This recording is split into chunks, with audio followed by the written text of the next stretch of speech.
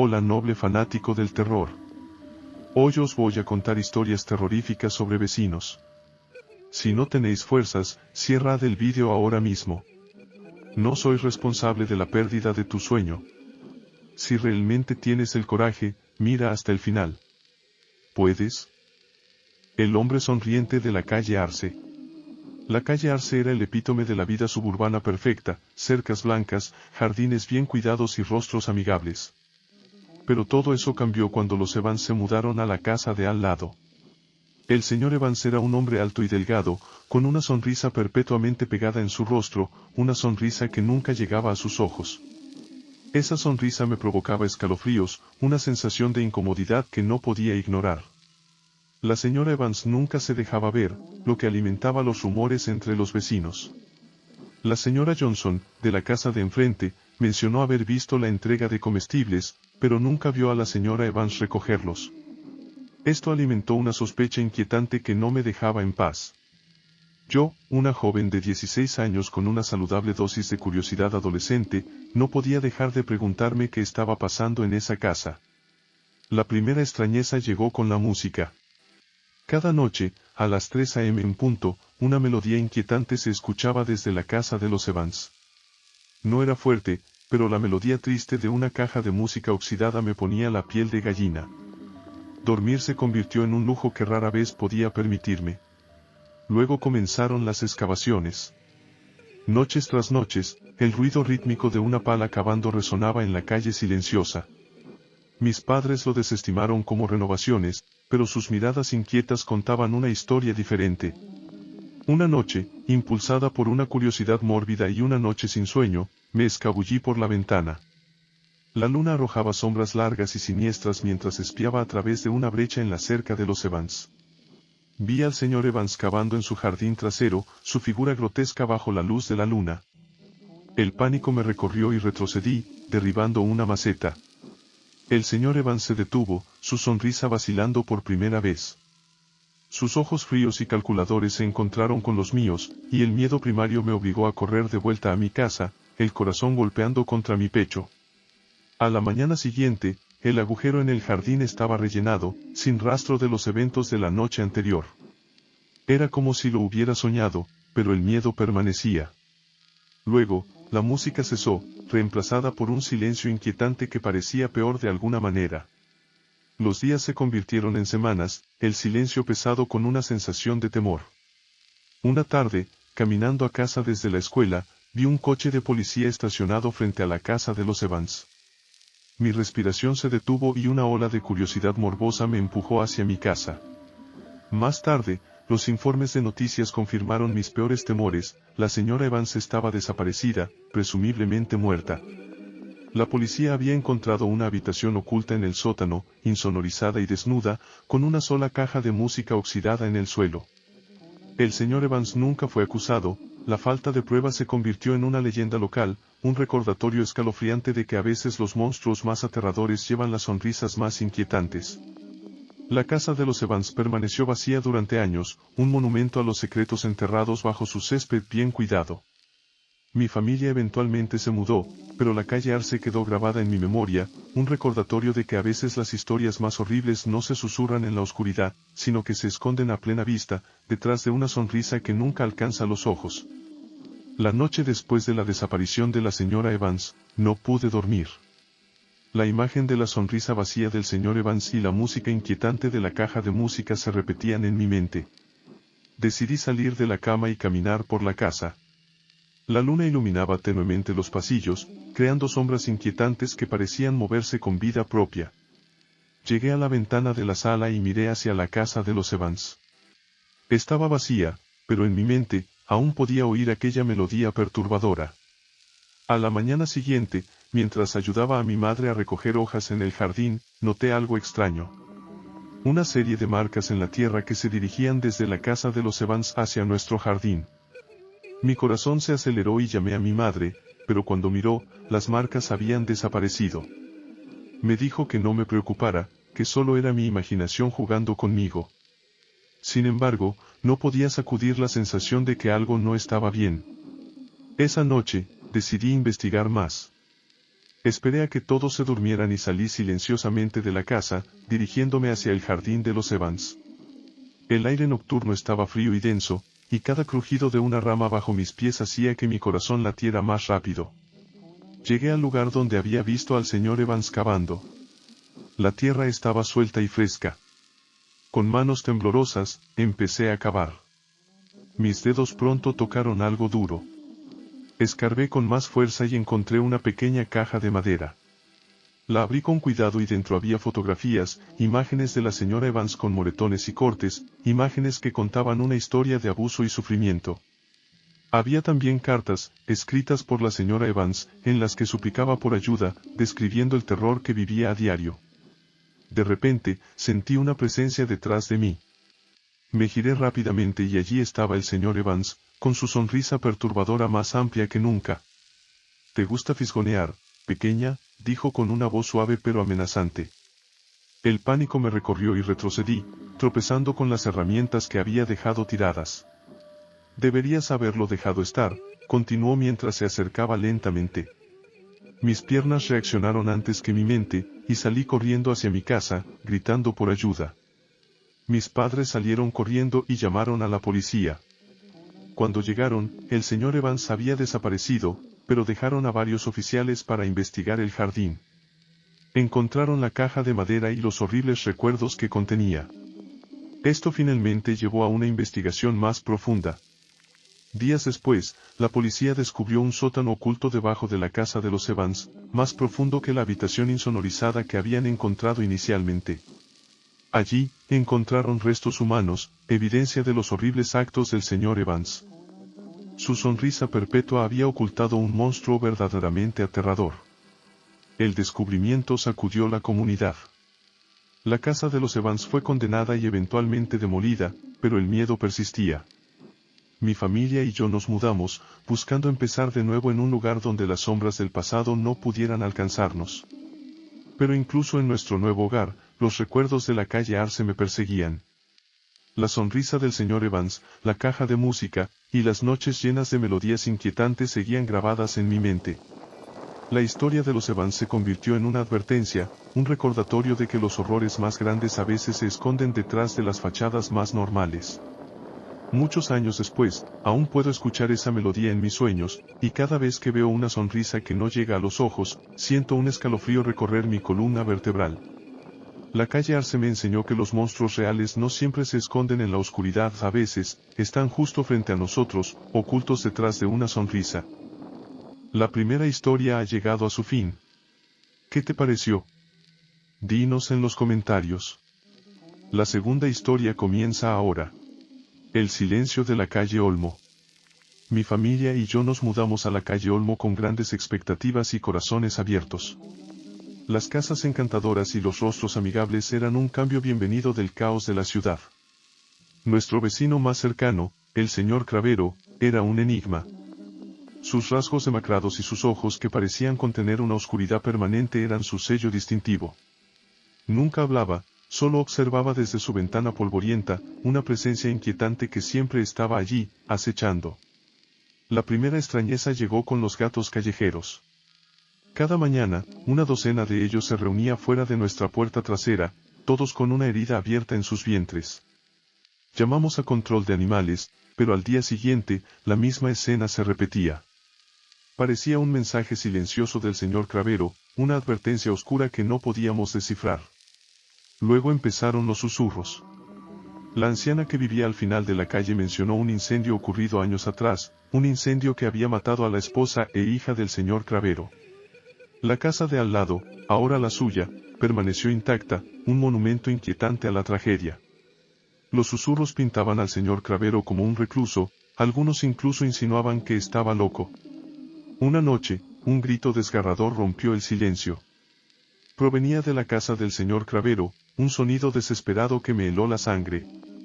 Mis padres llamaron a la policía, pero cuando llegaron, el señor Cravero, aparentemente sereno, les negó la entrada. La policía se fue, citando la falta de causa probable. Pero el grito se quedó conmigo, un recordatorio escalofriante de la oscuridad que habitaba al lado. Los días se convirtieron en semanas, el silencio se volvió pesado con la sensación de temor. Una tarde, mientras ayudaba a mi padre en el garaje, un hedor nauseabundo nos golpeó. Olía a carne quemada. Seguimos el rastro hasta una sección tapiada del sótano del señor Cravero, un lugar que nadie había visto abierto. El terror erizó mi piel. Mi padre, veterano de guerra, decidió confrontar al señor Cravero. Mi madre y yo observamos desde la ventana mientras mi padre se acercaba a la casa. El señor Cravero abrió la puerta, su rostro una máscara de ira y dolor. Hablaron en tonos ásperos y entonces mi padre retrocedió, con una expresión de horror puro en su rostro. Corrió hacia adentro, murmurando sobre llamar a las autoridades de nuevo. Pero antes de que pudiera hacerlo, un alarido desgarrador rompió el aire. Corrimos afuera y vimos al señor Cravero arrastrando a mi padre hacia el sótano tapiado. El pánico se apoderó de mí. Agarré un bate de béisbol del garaje y cargué contra el señor Cravero. Sorprendido, soltó a mi padre momentáneamente. Golpeé con el bate, conectando con su hombro. Rugió de dolor, pero su agarre sobre mi padre se mantuvo. De repente, la puerta del sótano se abrió con un crujido. Un hedor espantoso emanó del interior y, a la luz tenue, vi jaulas dentro. Gatos famélicos, con los ojos desorbitados de terror, se acurrucaban juntos. La vista rompió algo dentro del señor Cravero. Soltó a mi padre y retrocedió, murmurando sobre ellos, volviendo y nunca dejándolo en paz. Se retiró a la casa, cerrando la puerta de un golpe. La policía llegó poco después. Encontraron las jaulas llenas de animales torturados, confirmando nuestros peores temores. El señor Cravero había desaparecido. Nunca lo encontraron, y la casa en la calle Olmo se convirtió en un monumento tapiado a un secreto escalofriante. Nos mudamos poco después, los gritos y el hedor grabados para siempre en nuestras memorias. La calle Olmo, que una vez fue un refugio, se convirtió en un símbolo de la oscuridad que puede acechar detrás de las fachadas más ordinarias. El silencio del señor Cravero aún me persigue, un recordatorio del horror que puede habitar justo al lado. Hemos llegado al final de la segunda historia. ¿Has comprobado si estás suscrito al canal y has dejado un me gusta? Pasemos a la tercera historia. El misterio de la casa abandonada. La calle del Sauce era conocida por su tranquilidad y sus casas antiguas. Era el tipo de lugar donde todos los vecinos se conocían y se saludaban con una sonrisa. Pero había una casa, al final de la calle, que rompía con esta armonía. Era una vieja mansión victoriana, abandonada desde hacía décadas. Los niños del barrio la llamaban la casa de los susurros, y nadie se atrevía a acercarse. Todo cambió cuando la familia Gómez se mudó al vecindario. Don Manuel Gómez, su esposa Clara, y su hija adolescente Sofía, estaban encantados con su nueva casa, justo al lado de la mansión abandonada. Los vecinos les advirtieron sobre los rumores, pero los Gómez no eran supersticiosos y decidieron ignorar las historias. La primera noche en su nueva casa, Sofía no pudo dormir. Escuchaba ruidos extraños, como susurros que parecían venir de la mansión. Pensó que eran imaginaciones suyas, así que decidió investigar. Se asomó por la ventana y vio una luz tenue que parpadeaba en una de las ventanas del segundo piso de la mansión. Su curiosidad superó al miedo y decidió salir a explorar. La luna llena iluminaba débilmente el camino mientras Sofía cruzaba el jardín y se acercaba a la verja oxidada de la mansión. Con esfuerzo, empujó la pesada puerta y entró. La casa olía a moho y a antigüedad. Las paredes estaban cubiertas de polvo y telarañas. Cada paso que daba resonaba por todo el lugar, aumentando su sensación de inquietud.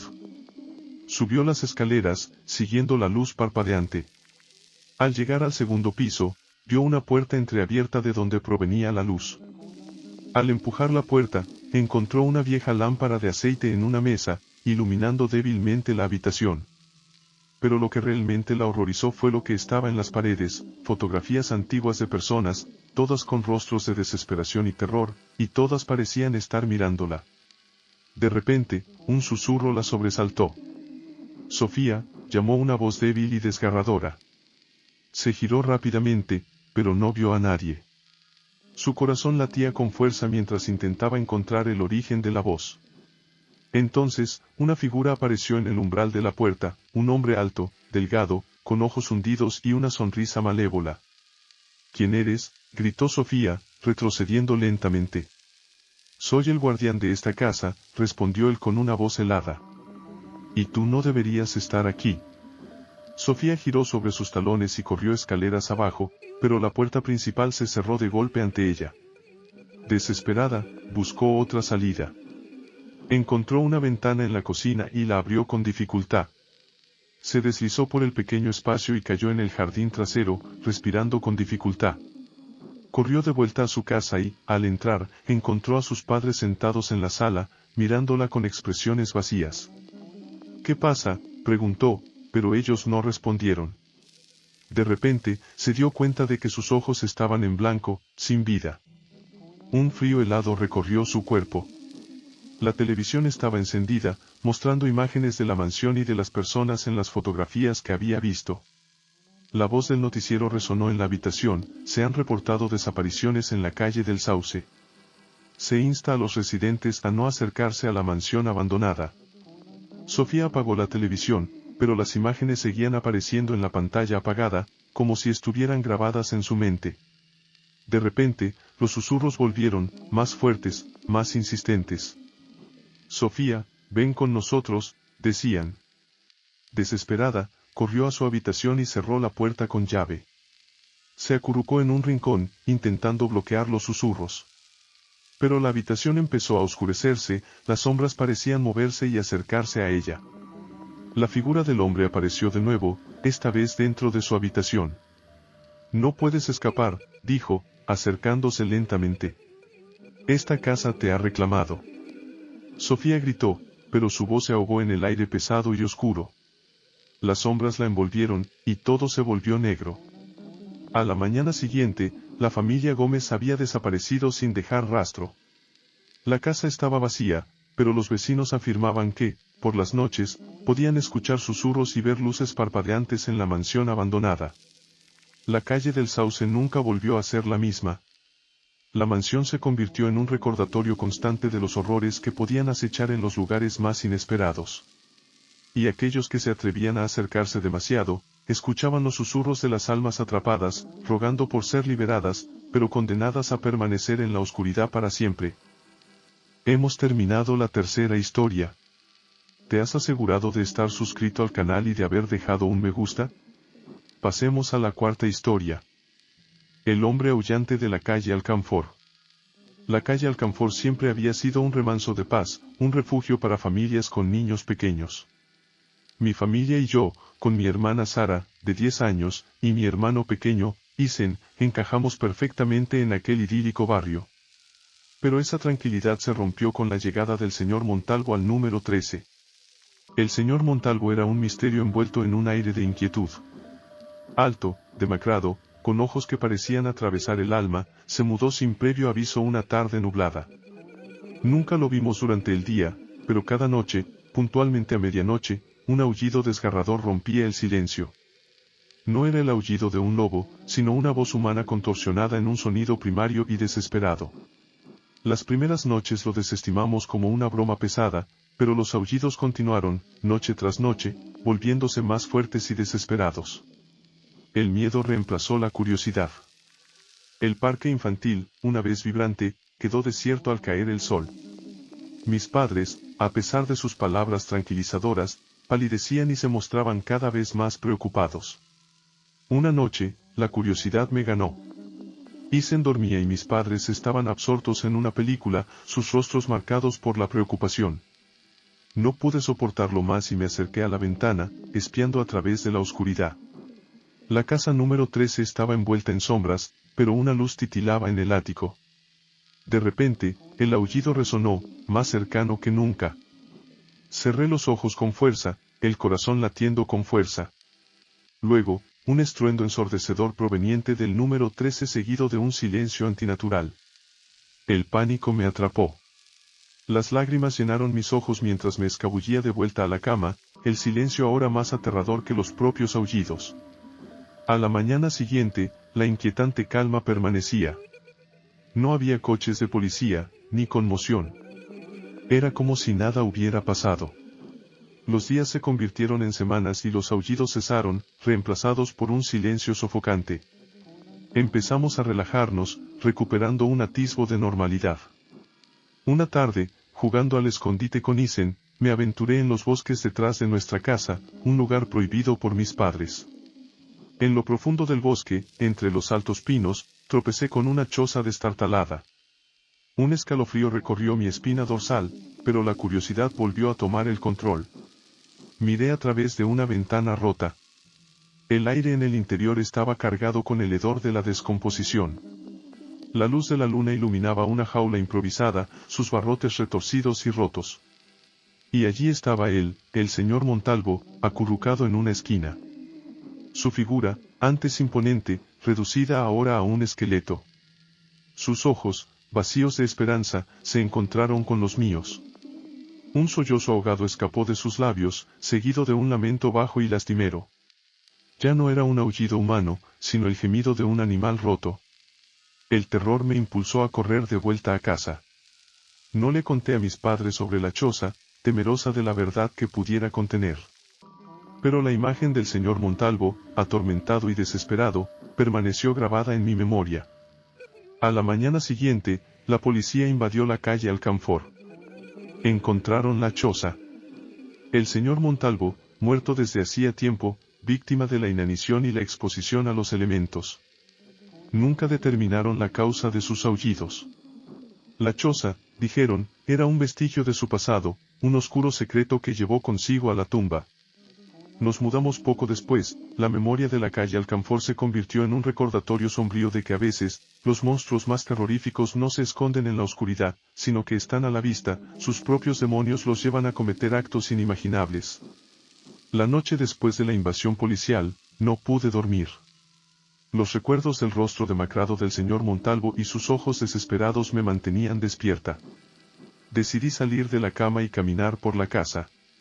La luna iluminaba tenuemente los pasillos, creando sombras inquietantes que parecían moverse con vida propia.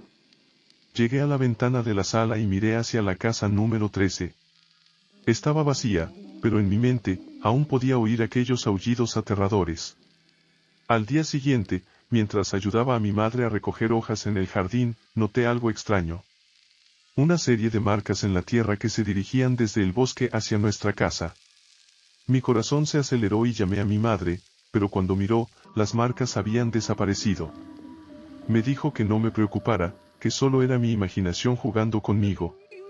Sin embargo, no podía sacudir la sensación de que algo no estaba bien. Esa noche, decidí investigar más. Esperé a que todos se durmieran y salí silenciosamente de la casa, dirigiéndome hacia el bosque. El aire nocturno estaba frío y denso, y cada crujido de una rama bajo mis pies hacía que mi corazón latiera más rápido. Llegué a la choza una vez más. Esta vez, tenía una linterna conmigo. La luz reveló más de lo que había visto antes. Dentro de la jaula, había restos de ropa desgarrada y huesos, no solo del señor Montalvo, sino de algo más pequeño. Al examinar más de cerca, descubrí lo que parecía ser un diario escondido debajo de un montón de escombros. Lo tomé y lo llevé de vuelta a casa, decidido a leerlo a la luz del día. A la mañana siguiente, me encerré en mi habitación y comencé a leer el diario. Las páginas estaban llenas de confesiones y relatos perturbadores. El señor Montalvo había sido víctima de una maldición, una que lo transformaba en una bestia aullante cada noche. Describía en detalle cómo había intentado proteger a su familia, construyendo la jaula para contenerse. Pero eventualmente, la maldición se había cobrado su peaje, y había perdido la batalla contra su propia humanidad. El diario también mencionaba rituales y antiguas prácticas que podían haber originado la maldición. Hablaba de un círculo de piedras en lo profundo del bosque, donde había realizado un ritual para tratar de romper la maldición, sin éxito. Decidí que debía ir allí, encontrar esas piedras y ver por mí mismo. Convencí a Sara de que me acompañara, ya que era demasiado peligroso ir solo. Caminamos juntas por el bosque, siguiendo las instrucciones del diario. Finalmente, llegamos a un claro donde había un círculo de piedras. El aire allí era más frío, y una sensación de opresión nos envolvía. En el centro del círculo, había símbolos tallados en la tierra, símbolos que no entendíamos pero que emanaban una energía oscura. Decidimos regresar a casa antes de que oscureciera. Esa noche, Los aullidos volvieron, pero esta vez, parecían más distantes, como si la fuente del mal estuviera retrocediendo.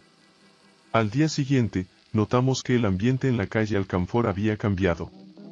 Había una ligereza en el aire, como si una nube oscura hubiera sido levantada. Nos mudamos poco después, pero nunca olvidaré la experiencia. La calle Alcanfor se convirtió en una leyenda local, un recordatorio de que a veces, los verdaderos horrores no son monstruos debajo de la cama, sino las maldiciones y secretos que las personas llevan consigo.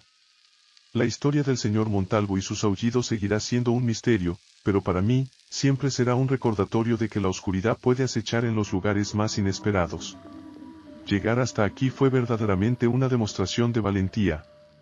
No olvides suscribirte al canal para no perderte las nuevas historias terroríficas que están por venir. Nos vemos en el próximo vídeo. Hasta luego.